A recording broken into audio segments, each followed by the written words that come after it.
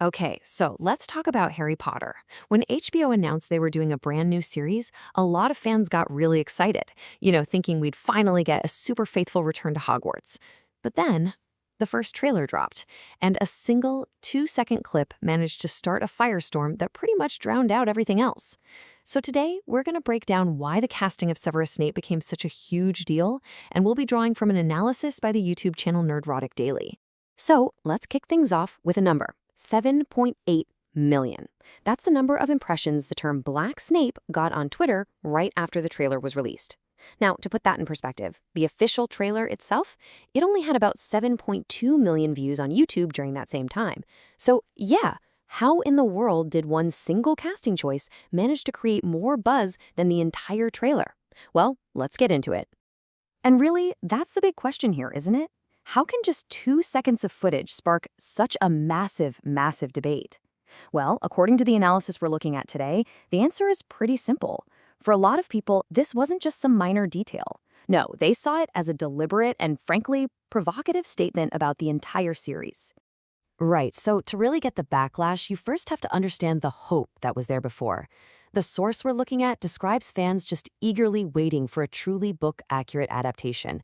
A chance to finally see all those rich little details that the movies had to leave on the cutting room floor. For so many, this new series was supposed to be the golden opportunity to get it all right. But that hope, the source argues, pretty much evaporated the instant Snape appeared on screen. The commentators on the channel, they don't frame this as just some creative choice. They call it an unnecessary and self-inflicted wound. A controversy that immediately made fans start questioning that whole promise of a faithful adaptation. And this just captures the whole conflict perfectly. On one side, you had the expectation, right? A totally faithful, by-the-book series. But on the other side, according to the source, this one single casting decision was seen as an immediate betrayal of that promise. And the critique? Well, it went way deeper than just being about one character. The commentators argue that this one decision actually signals a fundamental problem with the entire philosophy of this new series. The source uses this really powerful metaphor here, breaking the dam.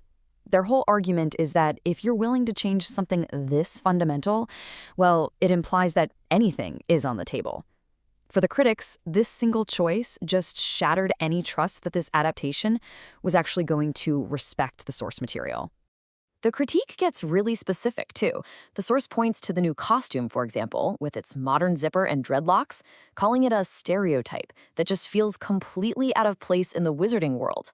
They argue this wasn't some organic creative choice, but a calculated, provocative decision that was basically meant to get a reaction. So, okay, beyond the visuals, the source asks a really crucial question. How does this change the story? And their answer is, it does a lot more than just alter his appearance. They believe it risks fundamentally rewriting the tragic story of one of the most complex characters in literature. The source lays out what it calls a domino effect. The argument goes like this. The change isn't just cosmetic. It automatically introduces new racial dynamics into Snape's entire history. His bullying by the Marauders, his unrequited love for Lily Evans, all of it. And that, they say, completely recontextualizes his entire journey. And all of that leads to the source's central fear, which is, will the show now just simplify Snape's incredibly complex, morally gray character? They're worried that his story is going to get flattened into a simple commentary on racial prejudice, a theme that they argue was just never there in his original story arc.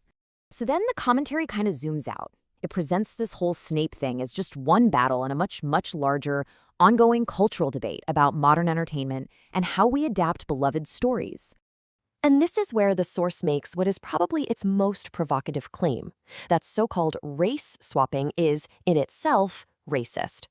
The commentators define the practice as being driven by a desire to make a story less white, which they then frame as, well, trying to fight racism with more racism. And they sharpen that point even more.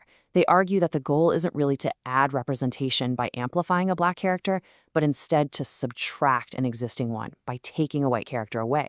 It's framed as a zero-sum game, basically. And finally, the source claims this is all part of a calculated corporate strategy. They allege that studios make these kinds of provocative changes because they know they'll be controversial, and then they can just preemptively label any and all criticism as racist to shut down the debate before it even starts. So, as this whole thing went viral, the internet did what the internet does. It responded with memes. And the source commentary really dives deep into what that reaction tells us. Yeah, like we said at the start, the numbers really do tell the story. According to the source, the online chatter around this one single character on Twitter actually blew past the total YouTube views for the entire official trailer. This issue didn't just become part of the conversation. For a while there, it was the conversation. The commentary points to that flood of memes as a kind of mass public critique. People immediately started making jokes about the new narrative implications, everything from Neville's boggart to how Harry might now see his potions master. It was, well, it was a lot. So, in the end, the source positions this whole thing not just as a fight over one character, but as a key battle in the culture war over our most beloved stories. And it really forces us to ask a question that has no easy answer. When you're adapting a classic, where do you draw the line between creative evolution and outright betrayal?